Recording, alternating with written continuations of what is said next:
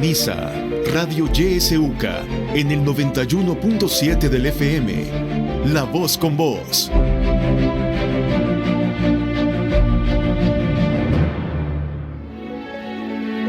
Política, economía, realidad nacional. Presentamos La Entrevista, un espacio de análisis y discusión producido por YSUCA.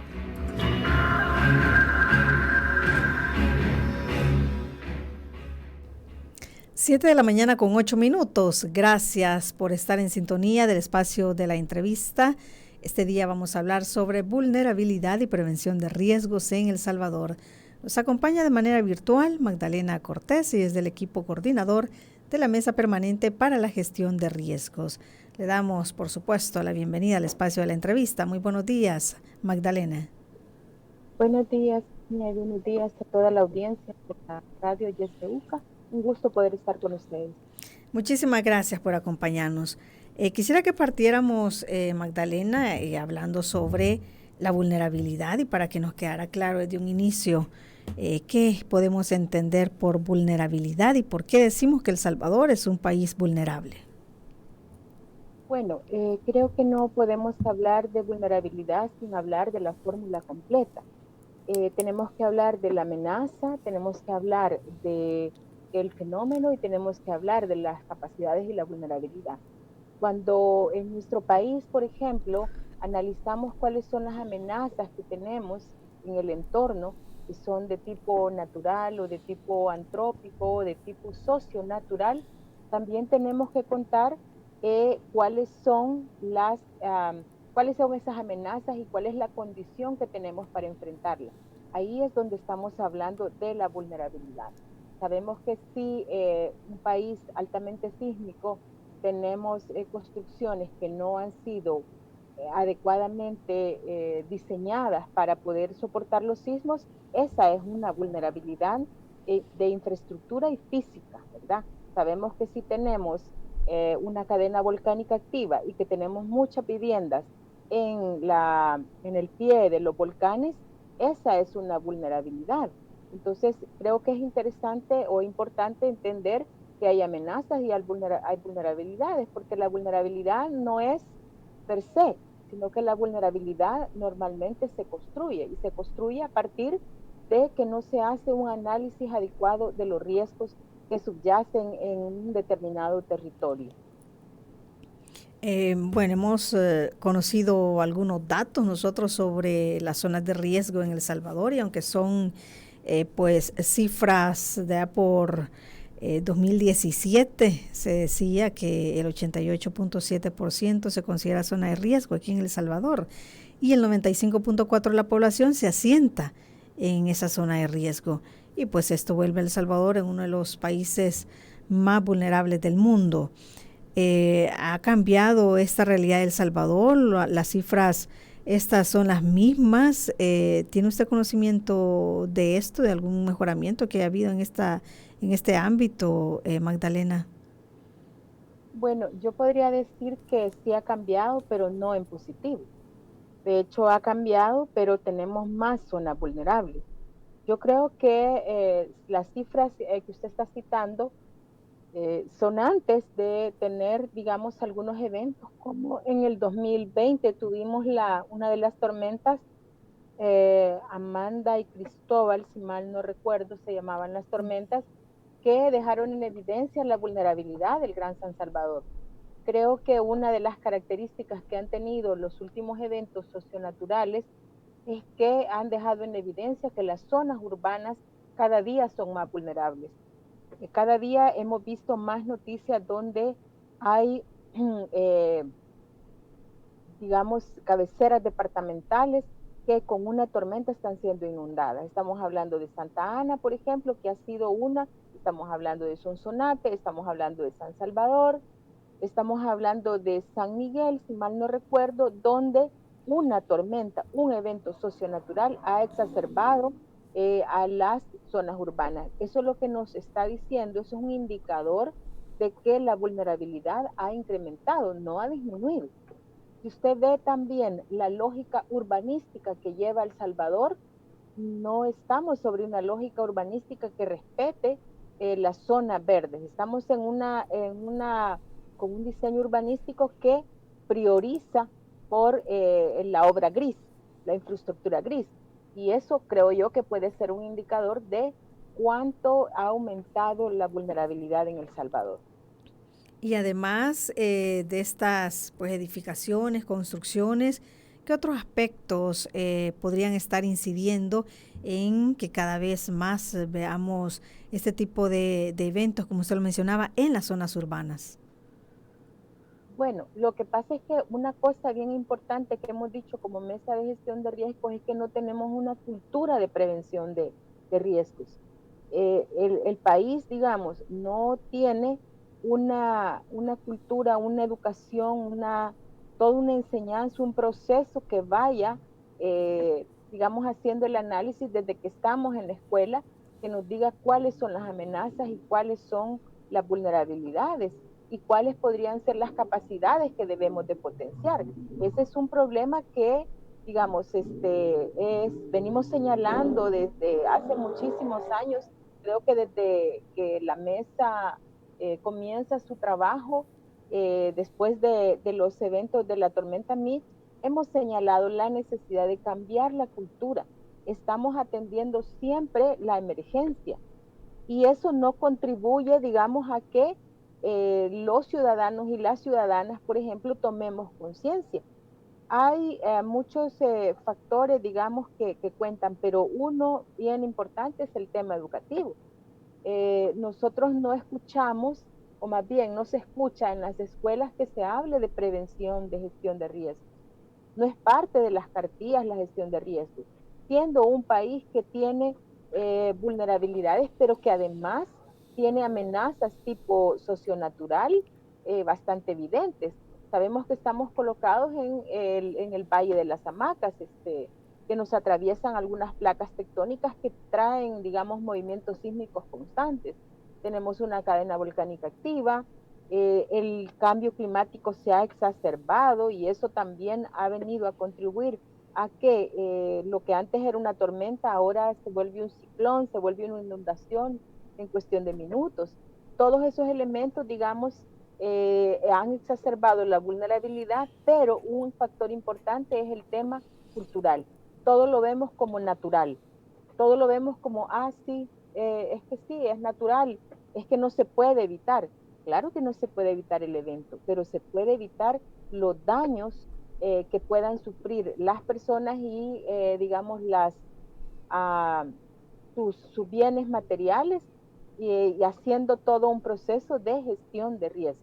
Sí, hablemos entonces también sobre la gestión integral de riesgos, porque entiendo que hay también fases, ¿verdad? Cuando hablamos de una gestión integral de riesgos. Sí, es correcto. La gestión de riesgo contempla 3 fases. La primera es la gestión reactiva, ¿verdad? Usted tiene que tener todo un proceso de preparación para atender una situación determinada.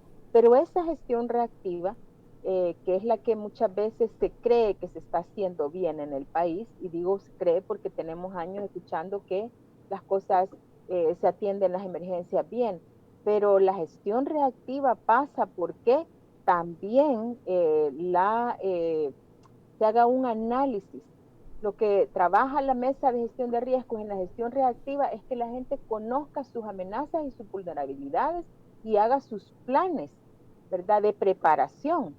Pero eso no pasa en El Salvador. Normalmente pasa en que se activan las comisiones cuando está el evento y debe de ser diferente. Las comisiones deben de estar listas antes que suceda el evento.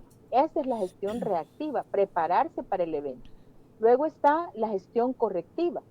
La gestión correctiva tiene que ver con que se deben de tomar las medidas de mitigación después de pasado el evento.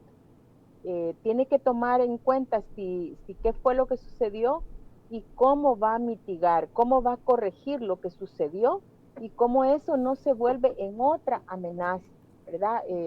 Posteriormente que ha pasado el evento, porque muchas veces lo que sucede es que en lugar de mitigación se hacen obras que generan otro tipo de vulnerabilidades. Entonces también tiene que pasar por un análisis de riesgo. Todo tiene que ser, digamos, hecho con un análisis integral de riesgos, tomando las amenazas, las vulnerabilidades, pero también las capacidades que se tienen para responder. Y la última fase, que es la que nunca, digamos, ni siquiera se menciona, que es la gestión correctiva, la gestión prospectiva, perdón. La gestión prospectiva tiene que ver con la planificación y el desarrollo. En El Salvador, por ejemplo, no tenemos ni Ministerio de Planificación, ¿verdad? Que organice cuáles van a ser las acciones que se van a desarrollar en todo el territorio. Tenemos una ley de ordenamiento territorial que a la fecha no creo que alguien la haya puesto en práctica. Una ley de ordenamiento territorial que es básica para hacer la gestión prospectiva porque le dice cuáles son las actividades o para qué son aptas los terrenos. Digamos, terrenos que tienen vocación agrícola, otras que tienen vocación para vivienda o comercial, pero en realidad ese análisis bajo la lógica de la gestión integral no se hace. No se tiene, digamos, una organización que permita decirle a todas las instituciones del Estado cuál puede ser el impacto. Eso es la gestión prospectiva. Planificar ordenadamente, pero además anticiparse a cuál puede ser el impacto si hay un determinado fenómeno en un determinado territorio o a nivel nacional. Esas son las tres fases que contempla la gestión integral de riesgo. Y hay un último punto un último punto que nosotros hemos estado trabajando como mesa, es la gestión local del riesgo. Es decir, que las comunidades también trabajen su gestión local, porque las comunidades que sufren los impactos, y ahora ya no podemos decir que solo son las comunidades rurales, porque son todas las comunidades, deberían de tener claridad de qué es lo que les amenaza en su entorno. Deberían de tener claridad de cuáles son las acciones que deberían de hacer o rutas de evacuación si fuesen necesarias o medidas de mitigación si fuesen necesarias. Vemos que hay colonias enteras que han sido inundadas y la gente no tiene ni idea de qué hacer en el momento. Es bastante preocupante. Sí, y hablando específicamente ya de la vulnerabilidad climática, bueno, vemos cada vez que inicia el invierno, los mismos, ¿verdad? Eventos en la zona urbana sobre todo, colapsan los tragantes, inundan las calles y bueno, y esto lo hemos visto en los últimos años. ¿Significa entonces, Magdalena, que se quedan los gobiernos nada más en esa fase reactiva, algunas veces correctiva, pero ya no se pasa a lo siguiente, a esa planificación que debería hacerse, porque si fuese así, pues no tuviéramos cada año los mismos eventos? Sí, es correcto. En realidad, el país históricamente lo que ha tenido, ¿verdad? Tiene una Dirección Nacional de Protección Civil. Quiero señalar que ha tenido un sistema que ha tenido una estructura correcta. Sin embargo, sus acciones no han sido las indicadas por la gestión integral de riesgo, porque ha tenido una comisión nacional o una comisión departamental, una municipal, con todas sus representantes. Sin embargo, digamos, debilidad del sistema siempre ha sido que a las comunidades las ha dejado como marginadas. Esa es una. La otra es que no hay planes de gestión integral de riesgo, sino que hay planes temporales. Nosotros escuchamos aquí, históricamente hemos escuchado en el país que viene el plan de las vacaciones de Semana Santa, viene el plan de las vacaciones de agosto, viene el plan de diciembre, pero no hay un plan de gestión integral de todo el año. Estamos siempre atendiendo, y por eso digo que ni siquiera se llega a la gestión reactiva, porque la gestión reactiva obliga a tener un plan de respuesta, pero integral, ¿verdad? Pero no de los incendios, o sea, no es malo. Sin embargo, si no es de una manera integral, estamos siempre solo atendiendo como digamos por parchecitos la situación. No estamos atendiendo la gestión integral de riesgo. No estamos viendo todos los aspectos. No estamos viendo cuáles son las acciones que van a venir a provocar ciertos desastres. No estamos analizando todo el entorno, sino que estamos analizando puntualmente qué es lo que va a suceder con un determinado hecho. Si eso cambia, por ejemplo, si estamos preparados, lo que ha sucedido este fin de semana, el invierno no es que haya empezado, sino que esto solamente es producto de una vaguada, pero no estábamos preparados. Creo yo que es bastante claro que no estamos preparados porque vimos la cantidad de desastres, de inundaciones. Y la otra cosa que quizás es importante decir es que también esto no es fácil, el tema de las inundaciones en nivel urbano no es fácil porque los tragantes no estaban diseñados para una cantidad de población que ahora estamos en la zona urbana. Han colapsado casi todas las zonas urbanas por ese hecho, porque no hubo una gestión prospectiva, una proyección de cómo íbamos a llegar. Entonces, ese es un problema que, digamos, requiere de mucho más análisis, requiere de mucho más tiempo y requiere también de una inversión en el tiempo, en el análisis y de especialistas que nos ayuden a salir de este atolladero en el que nos vamos a encontrar cada día más tiempo, digamos. Cada día van a ser más frecuentes, cada día van a ser quizás más los desastres. Entonces, eso creo yo que es importante tenerlo claro. Hay que tener claro cuál va a ser la proyección del invierno, cuáles van a ser las condiciones que se van a exacerbar. Hemos visto los incendios, cómo se han exacerbado en esta época seca, pero eso ya lo sabíamos, porque ya había proyecciones desde el año pasado que el Niño, que es el fenómeno que digamos, genera más sequedad, para decirlo de alguna manera, y calentamiento, iba a estar presente. Entonces es algo que ya sabíamos. Tuvimos que haber tomado en cuenta con un mapa cuáles son las zonas donde hay más propenso a que se generen los incendios. Y así, digamos, podemos hablar de cada uno de los eventos que podemos tener en el país en determinado momento. Sí, bueno, ese análisis es importante porque nos permite pues aclarar, ¿verdad? En ocasiones cuando se menciona desde los medios de comunicación o desde diferentes sectores, pues se dice, ¿verdad?, que los gobiernos tienen que hacer mucho más en eso.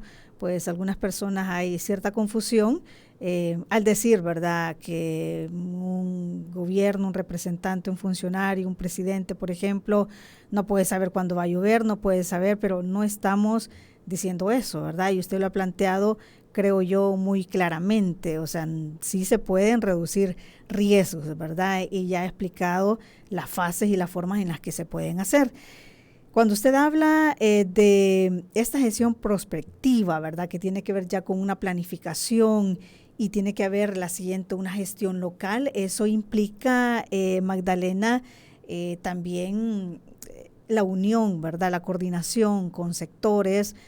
Usted lo ha dicho, Protección Civil está, ¿verdad?, tiene una buena estructura, pero pues no ha hecho lo suficiente.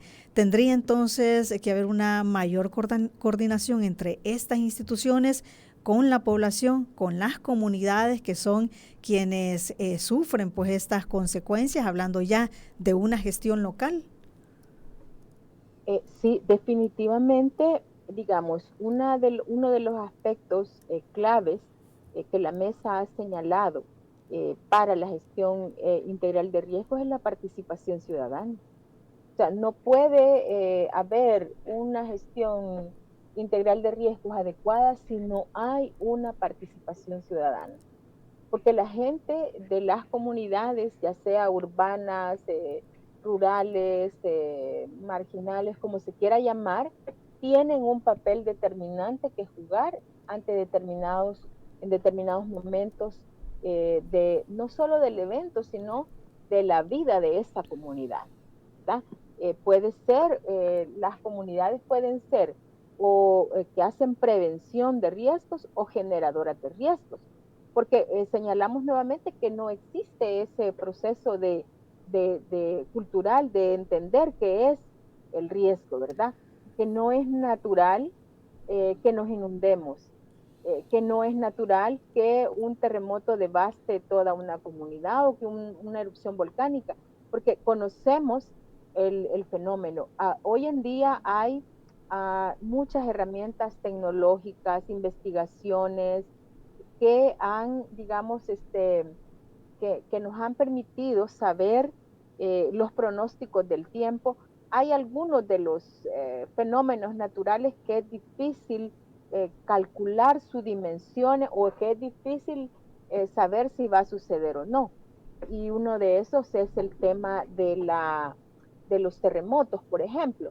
Los terremotos usted no puede saber, sabe, pero con quizás minutos, podría atreverme. Hay algunos medidores que le dan como minutos. Sin embargo, como usted no puede saber el momento exacto en el que va a surgir el evento, pero sí puede saber cuáles son las medidas que debe de tener una comunidad. Y esa es la parte de la participación ciudadana. El ciudadano conoce su comunidad, el ciudadano sabe a dónde, digamos, hay lugares donde nosotros que hemos visitado las comunidades le dicen, aquí pasaba el río, pero como hicieron no sé qué, lo han desviado. El río va a buscar su curso normal. Y entonces significa que el río va a volver a pasar por ahí. Y los ciudadanos, los de las comunidades, cada ciudadano sabemos lo que sucede y por eso es vital la participación ciudadana. Y también hemos dicho que es vital la participación de todos los actores. Sí. Porque es importante señalar que tiene responsabilidad todos los actores, tanto los actores digamos, privados, como los actores políticos, los comunitarios, todos, porque somos un todo. Todos tenemos una función o un papel determinado que jugar en nuestras comunidades. Por ejemplo, las empresas deberían de tener una responsabilidad sobre lo que hacen. Por ejemplo, si usted ve colapsado los tragantes, eso tiene que ver con los plásticos y los desechables. ¿Debería de la empresa tener una responsabilidad? Yo creo que sí.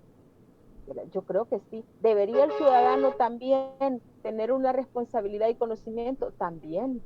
Y el ciudadano debería de conocer para exigir también a esas empresas que no, digamos, sigan ensuciando sin responsabilidad las comunidades. Por eso la participación ciudadana es clave en estos temas. Sí, bueno, nos ha quedado claro ese punto. Vamos a continuar hablando justo sobre eso cuando regresemos. Usted no nos cambie, viene el momento en el que usted también puede participar.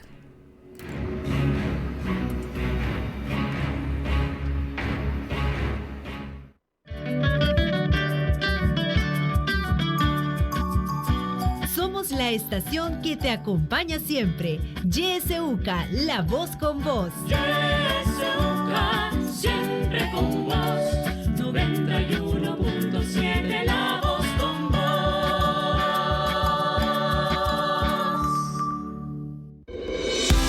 En la internet puedes buscarnos en nuestra página web www.ysuca.org.sb, en Twitter como @ysuca917 y en Facebook como Radio YSUCA 91.7 FM. YSUCA, contigo en la nueva era digital. Yo diría que el pueblo haga oír su voz. Hora 10. Que la realidad tome la palabra a través de la ciudadanía activa. Que reflexionen sobre la situación del país, que exijan ser bien informados. Hora 10. De lunes a viernes a partir de las 10 de la mañana. Le esperamos.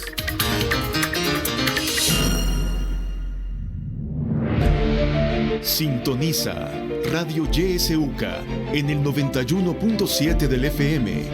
La voz con vos.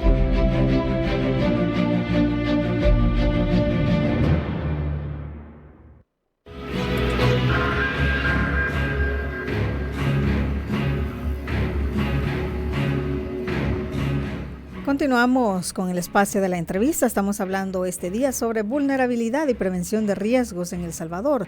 Y nos acompaña Magdalena Cortés. Ella es del equipo coordinador de la Mesa Permanente para la Gestión de Riesgos. Usted puede participar. Recuerde, habilitado nuestro número de WhatsApp siempre, 7571-2779. Nuestros números directos, 2275-9501 y terminación 02. Está también nuestra página de Facebook, donde estamos transmitiendo en vivo esta entrevista. Ahí déjenos también sus mensajes si desea hacerlo. Tenemos algunos mensajes que nos han llegado y voy a dar lectura. Buenos días, Radio YSUCA. Si bien es cierto, los desastres naturales no se pueden evitar ni tener control sobre ellos. Por ejemplo, la tormenta del domingo afectó gran parte de la capital y la efectividad de respuesta que yo percibí de parte de las instituciones del Estado fue rápido en la remoción de escombros, árboles caídos. Otro mensaje: lo preventivo no brinda espectáculo para la foto, todo lo miran en función electoral. Los ministros y alcaldes les encanta llegar a la zona de desastres para que los vean.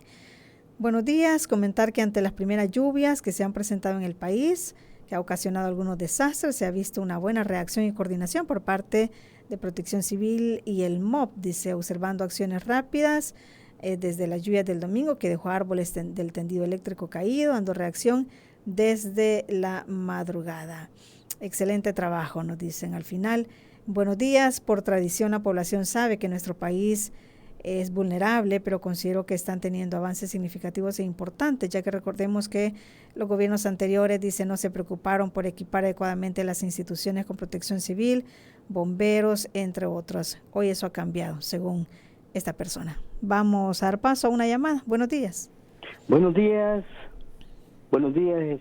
Decir a usted y a su invitada de que volvemos al centro de la educación y la identidad cultural. Acá y siempre nosotros descuidamos el elemento de arraigo. Cuando la gente ya no tiene arraigo o cuando el poder no tiene arraigo con la identidad cultural de una nación, trabaja más en el mercantilismo y en la proyección de deforestación, porque le interesa el dinero, le interesa el capital. No se ha educado en el país desde la infancia, tal como lo dijo la ponente que tiene en el foro usted. No se ha educado desde la infancia, el miedo al temor, la educación sobre el sistema sísmico que tenemos, sobre la admiración y el respeto a la flora y a la fauna. Se ha perdido ese sentimiento de amor y aprecio al medio comunitario. Y yo quería hacerle una pregunta puntual a la compañera que está exponiendo. ¿Qué incidencia tienen ellos en el programa de educación nacional?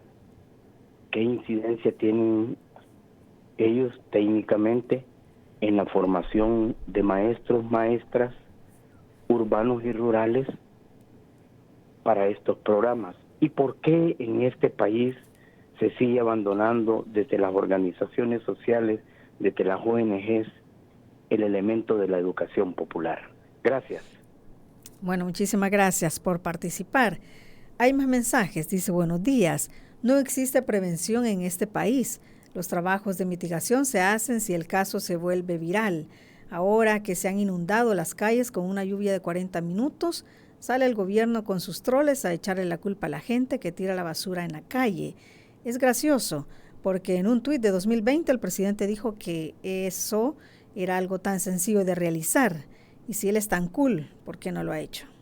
Sacar fotos de Protección Civil recogiendo ramas no es prevención y no debería ser bien calificado. Cuando se les pide que vayan a intervenir un árbol que es peligroso, hacen caso omiso, nos dicen. Saludos. Tenemos otra llamada en línea. Buenos días. Aló, buenos días. Buenos días. Buenos días. Mi pregunta va enfocado en esto. ¿Qué efecto tiene la construcción del aeropuerto de la Unión sobre lo ecológico? Y también, ¿qué efecto tiene sobre todas aquellas familias que están siendo desplazadas de sus tierras? Solamente, gracias, muy amable. Muchísimas gracias por participar. Tenemos también mensajes que nos llegan por Facebook. Nos dice Salvador, la gran urbanización es lo que aumenta los riesgos. Si se construyera más pequeño, planificado y distribuido, se reduce el riesgo. Pero ni la OPANS ni las empresas de construcción lo hacen. Solo permeabilizan el suelo y buscan el mayor ahorro en vez de calidad, nos dicen. Tenemos un audio. Vamos a escucharlo. Buenos días. Fíjese que yo percibo de que en algún sentido es la forma de gobernabilidad, porque con esto del régimen, la gente tiene temor, ¿verdad? Diría que en esto la gente por temor hay veces, como toda reunión es ilícita, ¿verdad? No se puede, entonces es ilícito, entonces siento que es el gobierno quien tiene que hacer los trabajos rurales. Creería que ahí es una doble carga, pero sí se puede lograr hacer mejor, porque la administración pública está mal, muy mal, en todo término, económico, social, político, y etcétera, etcétera. Creería que hay que es de reenrumbar este asunto, pero nada más en mi punto de vista. De Ciudad Delgado, gracias. Muchísimas gracias. Otro mensaje dice, buenos días desde Ahuachapán. Seguimos siendo reactivos y no preventivos. Es lamentable cómo se sigue permitiendo la construcción de residenciales donde talan un montón de árboles. Aquí en Salazar Romero, en el sector de la labor, tirará el agua negra al río del Salto de Malatiupán, nos dice Mario, quien nos escribe y nos da pues su opinión sobre este tema también que estamos tratando el día de hoy. Quiero darle paso a Magdalena para que podamos responder a las preguntas que nos hacían. En primer lugar, quiero reaccionar a algunos comentarios que se han hecho. Estoy totalmente de acuerdo en que no ir a talar los árboles a partir de que ha sucedido el evento no es prevención. Diciendo de que se retome que inmediatamente salieron las cuadrillas de protección civil, eso es lo que yo señalaba inicialmente. Eso no es prevención, ¿verdad? Eso es una reacción tardía, porque se debe de tener planes. Sin embargo, respeto lo que cada uno de los oyentes pues, piensa, ¿verdad? Creo que esto tiene que ver con el tema del que estábamos hablando. No hay una cultura de prevención y no se logra entender qué es en realidad prevención. Con relación a las preguntas, una de las preguntas que se hacían es que si tenemos como mesa incidencia en el sistema educativo. No, definitivamente el punto es que las organizaciones que pertenecen a la mesa llegan hasta donde sus posibilidades, porque creo que hay que aclararle a la ciudadanía que los recursos que las organizaciones tenemos son recursos de la cooperación internacional, no son recursos del presupuesto de la nación, no son recursos de ningún presupuesto ni de fondos públicos. Por lo tanto, lo que tiene la mesa de gestión de riesgos tiene limitados recursos, pero además tiene limitada acción porque no somos actores que podamos intervenir en un centro escolar como nosotros quisiéramos. Somos actores que actuamos sobre todo en las comunidades en la medida de los recursos que tenemos posibilidades. En otros momentos hemos hecho aportes sustanciales a la política pública. Fuimos proponentes de una política nacional de gestión integral de riesgos en periodos pasados, que lamentablemente por el sesgo político y por los intereses partidarios, digamos, se dejó en el archivo por creerse que no lo había hecho este gobierno, entonces esa política está guardada ahí en un archivo. Pero nosotros hemos solicitado en diferentes ocasiones que se saque esa política, que se retome, que se revise, que se actualice, pues, porque es importante tener una política nacional de gestión integral de riesgo. Y la otra pregunta que tiene que ver con el tema de por qué se ha abandonado la educación popular, yo creo que esa pregunta no le puedo responder, porque esa pregunta la debe de responder cada institución que hace un trabajo comunitario y que desarrolla una metodología determinada. Si me pregunta como mesa de gestión de riesgos, muchas de las organizaciones siguen trabajando con la metodología de educación popular. Con respecto a el tema de cuáles son, digamos, qué es lo que se debería de hacer en el país, yo creo que es importante lo que hemos señalado, que se puedan retomar, digamos, los planes que han habido, se puedan retomar la información, se pueda también hacer todo un proceso de planificación con todos los actores. Eso permitiría que el país, digamos, tenga otras condiciones. Y ahí yo creo que es importante señalar que también tenemos vulnerabilidades políticas. Y las vulnerabilidades políticas están determinadas por el tipo de legislación que tenemos.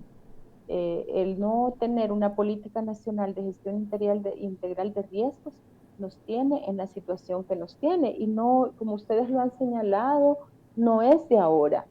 Yo creo que hay que entender que la gestión integral de riesgos es un proceso y que nosotros como mesa nos sentimos con toda la solvencia para decir que lo hemos señalado desde que la mesa apareció, desde que la mesa está, digamos, trabajando, tiene claridad de que debe de haber una política, que debe de haber planes, y que deben de haber aspectos diferenciados que se deben de retomar para poder hacer una gestión integral de riesgos. Espero haber contestado las preguntas y creo que sí es importante que la ciudadanía se involucre. No podemos pensar que los gobiernos son los que deben de hacerlo todo. Nosotros también tenemos una participación y debemos de opinar y debemos de actuar y debemos de exigir también a todo nuestro entorno, es decir, a privados, a públicos, a todos debemos de asumir una responsabilidad como ciudadanos y tampoco eso significa que nos vamos a responsabilizar de toda la basura. Yo quiero hacer un comentario ahí, Kenia, y es que, como dice el amigo, ¿verdad? Se señala que la población es la sucia, que la población es la que, pero los que producen esas grandes cantidades de plástico, y creo que nadie ha escapado a ir a una comida rápida y a ver cuánto de esa comida rápida, cuánto produce de basura, quién la produce, quién es responsable de desecharla, o quién es responsable de hacerle un proceso adecuado. Ahí la responsabilidad se la trasladan totalmente al ciudadano que hizo la compra. Pero creo que la responsabilidad debe ser compartida, el Estado, el ciudadano y la empresa.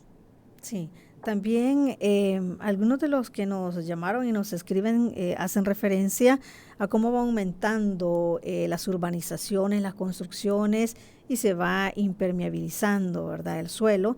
Y alguien hacía también referencia a este gran proyecto, ¿verdad?, de la unión del aeropuerto, que también pues estos grandes proyectos se van sumando a esa serie de urbanizaciones que vienen en diferentes puntos del país, y todo esto sin duda pues afecta, ¿verdad?, al final, Magdalena.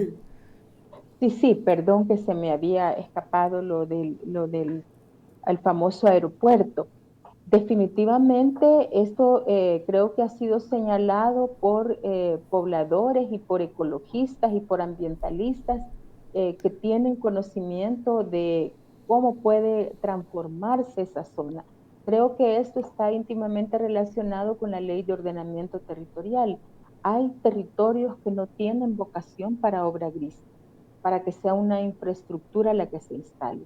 Y creo que como mesa hemos sido claros que no se debe de, en nombre del desarrollo, destruir lo poco de las zonas de recarga hídrica, de zonas de especies, de zonas digamos, de cultivos, de zonas que son ricas en biodiversidad, que aunque sean zonas pequeñas, será un gran impacto para el país, que estas pocas zonas que quedan se impermeabilicen en nombre del desarrollo. Yo creo que el país debe de crecer, pero debe de crecer en correspondencia con el respeto a los derechos. Por eso nuestra preocupación de que el país no haya firmado el Acuerdo de Escazú, porque el Acuerdo de Escazú también establece el respeto a la biodiversidad. Y el respeto a la biodiversidad casi siempre va a ir en conflicto con los intereses económicos. Eso hay que decirlo, porque el aeropuerto puede traer desarrollo, inversión, pero ¿a qué costa? A costa de volvernos una gran plancha de cemento y además de despojar a personas que ya tienen una condición de vulnerabilidad y ponerlas en una mayor condición de vulnerabilidad. Porque aquí hemos hablado de las vulnerabilidades que están relacionadas con el tema de los eventos socionaturales. Pero las vulnerabilidades van más allá de los eventos socionaturales. También estamos hablando que las vulnerabilidades son políticas, son económicas, son sociales. Todas esas vulnerabilidades se exacerban cuando no hay las medidas adecuadas para abordar la temática del desarrollo en el país. Y obviamente será un impacto de grandes magnitudes y una destrucción de biodiversidad que no vamos a poder recuperar. Ese es mi comentario a lo del aeropuerto. Sí. Frente a lo que nos viene este año, Magdalena, se ha pronosticado ya temporada de huracanes, lo decía el ministro de Medio Ambiente en una reciente conferencia de prensa, y esto pues puede afectar también a los países de Centroamérica y en cuenta El Salvador.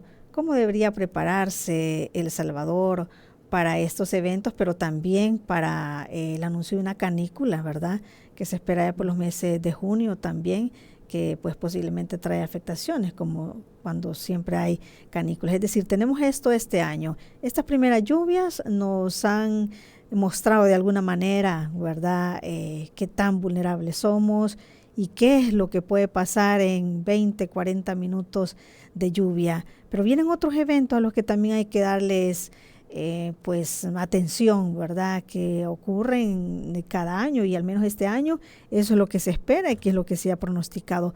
¿Cómo enfrentarnos a esto que viene? Bueno, vamos a seguir señalando como mesa de gestión de riesgos que es clave la planificación.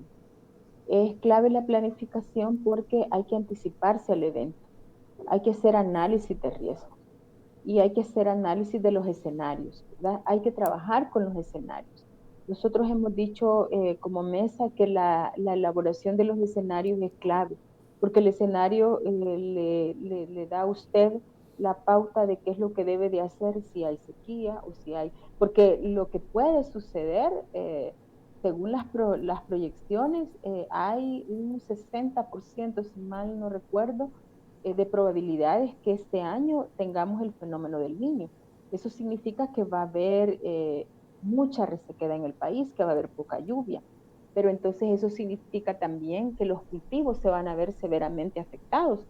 Entonces hay que tomar planes de contingencia, hay que hacer planes de contingencia para que los cultivos, ¿cómo vamos a enfrentar la inseguridad alimentaria entonces? Porque no hay lluvia o hay lluvias exacerbadas por determinados momentos, hay pérdida de cultivos.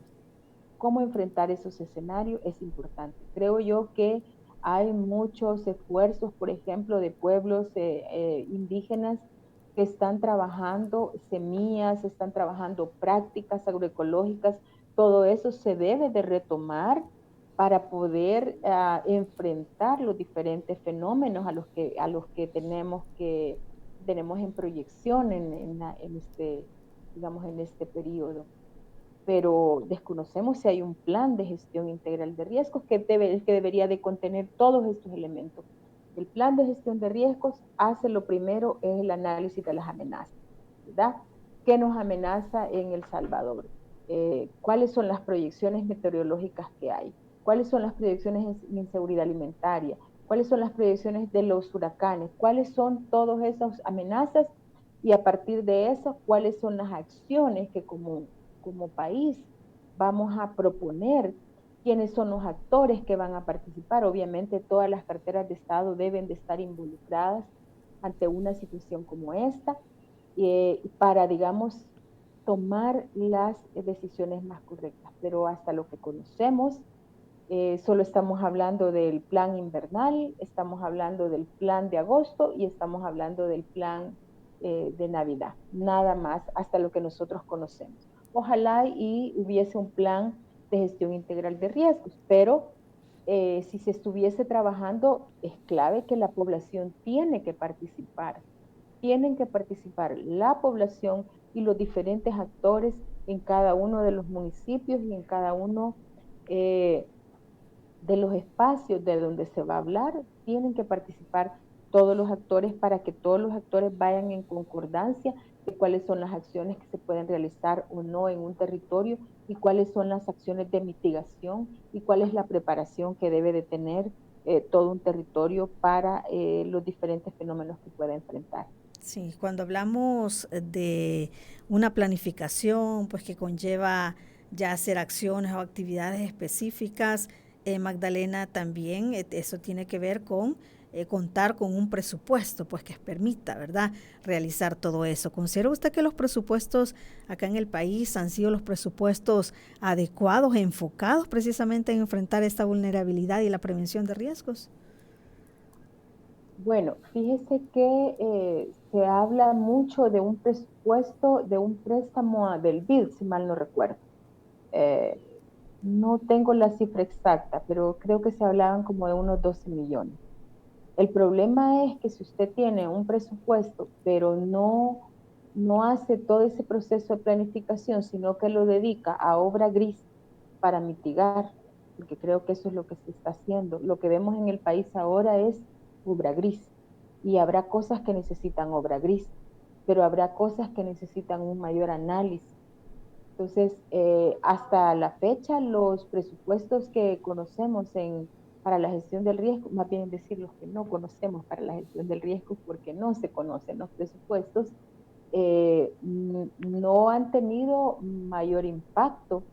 Yo creo que del 2020 que vimos las grandes inundaciones allá en la zona de la colonia San Francisco, esto lo hemos visto en repetidas ocasiones. Creo que esa tormenta que fue, si yo mal no estoy, como el 1 de junio más o menos, o 2 de junio, a raíz de la tormenta Amanda y Cristóbal, esas inundaciones son repetitivas. Lo que me dice a mí que no hay un presupuesto asignado, y si está asignado, está mal orientado. No lo conocemos. Quizás una cosa aquí que es importante también hablar de la necesidad de transparentar los presupuestos, pero además de hacerlos participativos, que la gente participe en la toma de decisión. Podrá ser que no sea en todo, pero sí es necesario que haya debates al interior de los diferentes espacios, que por cierto son muy pocos para poder hablar abiertamente de cuáles son las decisiones que al país más le convienen. Hasta ahora los presupuestos son solamente lo que a veces aparece en alguna nota periodística, pero no tenemos conocimiento de cuál es el presupuesto real y cómo se está invirtiendo. Pero el resultado que yo veo, como veo yo lo que sucede con una tormenta, me dice a mí que el presupuesto no es el correcto. Sí, bueno, y cuando vemos también comparación de algunas áreas que son más prioritarias, pues ahí también podemos ver, ¿verdad?, las prioridades también, porque se destina bastante dinero, por ejemplo, a la parte de publicidad, ¿verdad? Pero para estos temas que son tan importantes y que generan tantas complicaciones cada año, ¿verdad?, allí debería haber un mayor presupuesto. Desde la Mesa Permanente para la Gestión de Riesgos, pues ustedes están haciendo su parte y como usted dice, Magdalena, es una coordinación de todos los sectores, ¿verdad?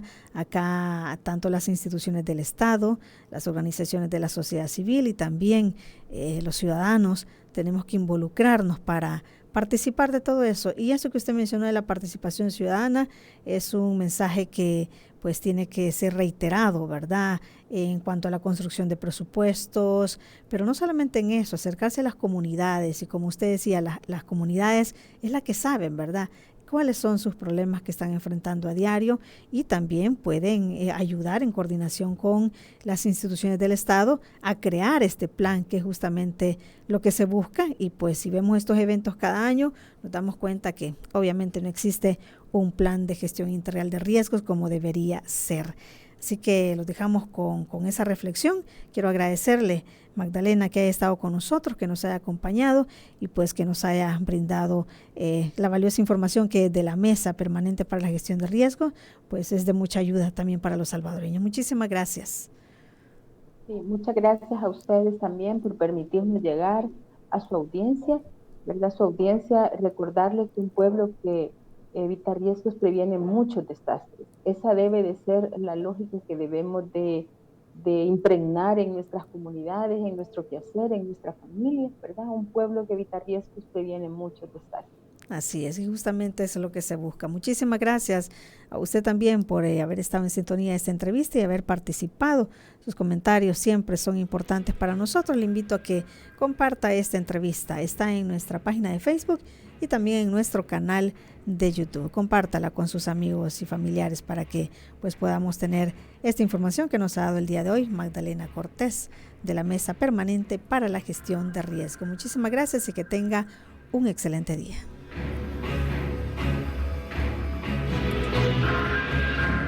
Esta fue la entrevista. Te invitamos a que no te pierdas nuestra próxima emisión.